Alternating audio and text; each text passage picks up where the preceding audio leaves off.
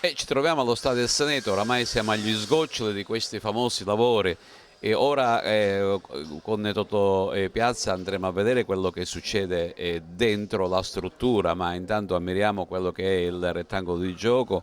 Ci sono già gli innaffiatori che stanno un po' innaffiando il rettangolo di gioco, ma tutto è pronto per dare l'ok definitivo.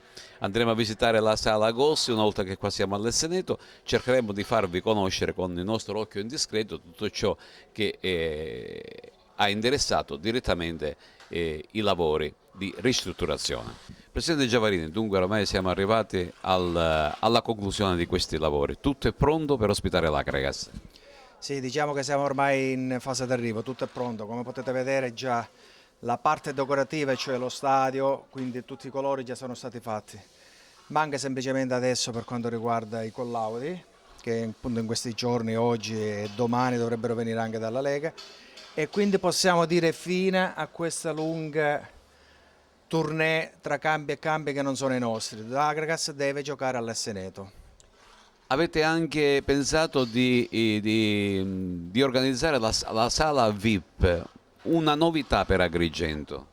Sì, vogliamo fare una sala per soci sostenitori, quei soci che credono, che sono disposti a sostenere l'Agragas pagando anche nel biglietto qualcosa in più.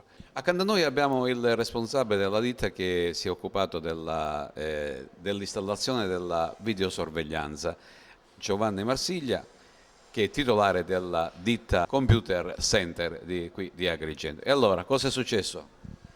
Abbiamo installato qualcosa come 40 telecamere per tutto il circondario dello stadio, 8 speed dome che sono per il funzionamento dell'afflusso per il pubblico.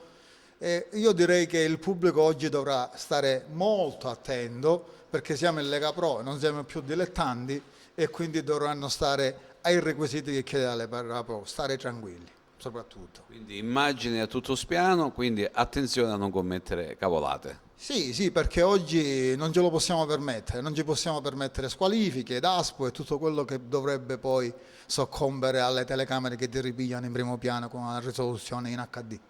Chiaramente le telecamere inquadrano non solo l'interno ma anche l'esterno. Tutto il perimetro per circa 100 metri abbiamo installato 32 telecamere e tutte le porte d'ingresso hanno una telecamera per gli accessi e tutti gli spalti sono muniti di telecamere a 360 gradi, per cui siamo monitorati al 100%.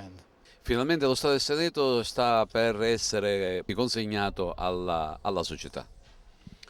Detto bene, finalmente perché abbiamo aspettato tanto per realizzare questi lavori di adeguamento per avere la licenza nazionale della Lega Pro. Siamo soddisfatti perché devo dire che poi alla fine è stato fatto un buon lavoro in sinergia con l'amministrazione comunale, con gli sponsor che hanno voluto anche loro dare una mano d'aiuto a quest'opera.